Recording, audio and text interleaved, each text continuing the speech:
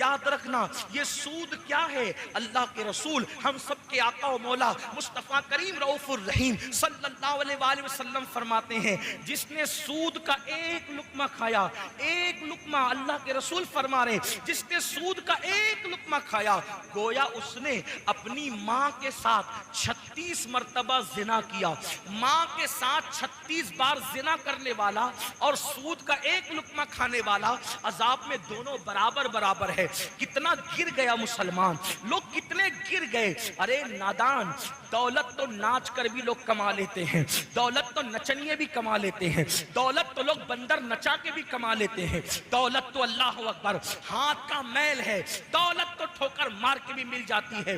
دولت کے نشے میں اتنے چور ہو گئے کہ اپنے نبی کا فرمان بھول گئے۔ اللہ کے رسول کا فرمان کتنا سخت ہے، اور ایک دو کتابوں میں نہیں، اکثر کتابیں آپ سود کا باب اٹھا کے دیکھ لے، ہر مصنف نے حدیث لائی ہے کیا 36 مرتبہ ماں کے ساتھ زنا کرنا اور ایک لقمہ سود کا کھانا، ایک درہم کھانا، دونوں گناہ میں برابر برابر ہے۔ اسی پہ بس نہیں بلکہ اللہ کے رسول صلی اللہ علیہ وآلہ وسلم ارشاد فرماتے ہیں کہ قیامت کے دن سب اللہ کی بارگاہ میں کھڑے ہوں گے،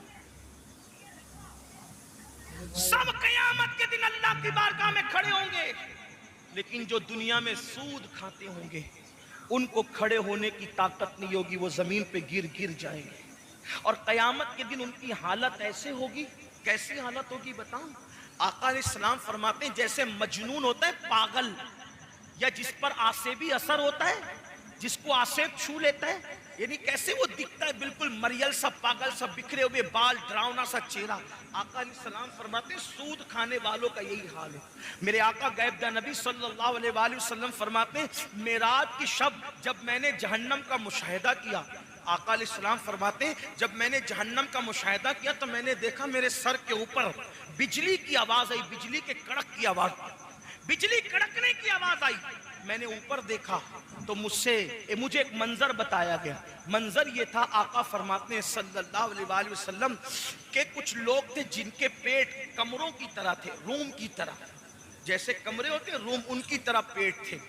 اگر دنیا میں کسی کا پیٹ بڑھ جائے اٹھنے بیٹھنے کو انسان محتاج ہو جاتا ہے نا، لیکن کمروں جیسا پیٹ۔ یہ کون کہہ رہا ہے؟ اگر مولوی صاحب کہتے تو آپ کو کہہ رہے مولانا زبردستی ڈرا رہے ہیں، ہے نا، زبردستی ڈرا۔ اگر کوئی سیاسی لیڈر کہتا ہے تو کہتا ہے یار اپنا الیکشن ٹھیک کرنے کے لیے کچھ بھی کہہ رہا ہے، لیکن یہ نہ سیاسی لیڈر کی بات نہ مولوی صاحب کی بات، یہ بات ہے اس نبی کی جو اپنی مرضی سے کبھی بولتے تک نہیں۔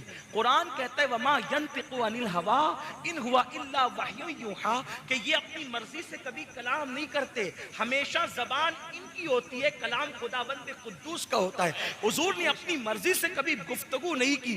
میرے آقا اللہ رب العزت کی مرضی کے پابند ہے، اور اللہ رب العزت جو فرماتے ہیں وہی گفتگو کرتے ہیں۔ اللہ اکبر، خدا ان کی رضا چاہتا ہے، وہ خدا کی رضا چاہتے ہیں۔ اللہ اکبر، تو وہ رسول، سچے رسول فرماتے ہیں کاش یہ دنیا کی رنگریلیے سے باز آ جاتے، یہ دنیا کے مال کی محبت سے باز آ جاتے۔ میرے بھائی، اللہ نے قسمت میں جتنا لکھا ہے وہ دولت ہمیں مل کے رہے گی، حرام کی طرف کیوں جاتے ہو؟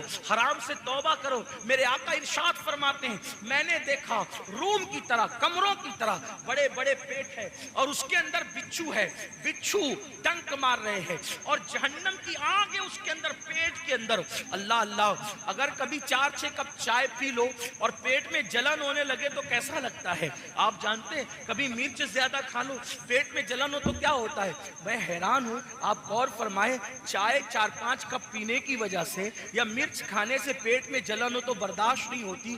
اللہ اکبر، جب تک کی آگ بھڑک رہی ہوگی، آقا فرماتے ہیں میں نے پوچھا جبریل یہ کون لوگ ہیں جن کے پیٹ اس طرح سے ہے؟ تو جبریل امین نے عرض کی یا رسول اللہ صلی اللہ علیہ وآلہ وسلم یہ سود کھانے والے لوگ ہیں، یہ سود کا دھندا کرنے والے لوگ ہیں۔ اللہ اکبر، جانتے ہیں آپ، اللہ اکبر، یہاں تک ابن حجر مکی لکھتے ہیں کہ رمضان المبارک کی شب قدر میں بھی، توجہ کرنا، رمضان المبارک کی شب قدر میں بھی میں نے سود کھانے والوں کی قبر پر عذاب ہوتے ہوئے دیکھا ہے۔ یعنی شب قدر میں शबे कद्र में जिनकी कब्रों से अजाब नहीं उठाया जाता वो सूद खाने वाले। उठा के देखो इब्ने हजर को पढ़ो, अपने आप पे रहम करो।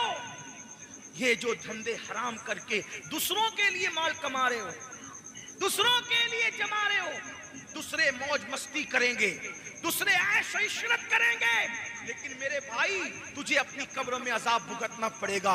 और सूद से मुताल्लिक आखिरी बात कह के और उसके बाद एक बात बयान करके मैं अपनी गुफ्तगू मुकम्मल करना चाहता हूं, तवज्जो से सुनना। सबसे बड़ी बात, सबसे बड़ी बात याद रखना, सूद मर जाना, मेरा जुमला लिख, मर जाना, सूद नहीं खाना। भीख मांग लेना, सूद नहीं खाना। और ये भी सुने, जितना गुनाह सूद लेने वाले को है, जो लेने वाला जितना बड़ा गुनहगार है उतना देने वाला भी गुनहगार है, उतना ही लिखने वाला भी गुनहगार है, उतना ही गवाह बनने वाला भी गुनहगार है। आजकल गरीब लोग बहुत आसानी के साथ कहते हैं हजरत बिटिया की शादी थी इसलिए मजबूरन ले लिया। मैंने कहा किसने कहा था कि बेटी की शादी अल्लाह को नाराज करके करना? अल्लाह के रसूल अलैहिस्सलातु व तस्लीम सुन ले, हमारे अकीदे में दुनिया में रसूलुल्लाह से बड़ा मालदार इंसान ना कोई था, ना है, ना हो सकता है। वो और लोग हैं, वो और लोग हैं, वो और लोग हैं जो नबी को गरीब, मुफलिस और कंगाल कहते हैं। वल्लाह हमारे अकीदे में नबी की शान ये है, आसमां खान, ज़मीं खान, ज़माना मेहमान, साहिबे खाना लक़ब किसका है? तेरा तेरा। और खालिके कुल ने आपको मालिके कुल बना दिया, दोनों जहां है आपके, कब्ज़ा व इख्तियार में जहां बानी अता कर दे, भरी जन्नत हिबा कर दे। नबी मुख्तार कुल है, जिसको जो चाहे अता कर दे, जहां में उनकी चलती है वो दम में क्या से क्या कर दे, ज़मीन को आसमां कर दे, सूरजा को सरा कर दे, हवा में उड़ने वाले यूं न इतराए निदा कर दे, वो जब चाहे जिसे चाहे उसे फरमा रवा कर दे।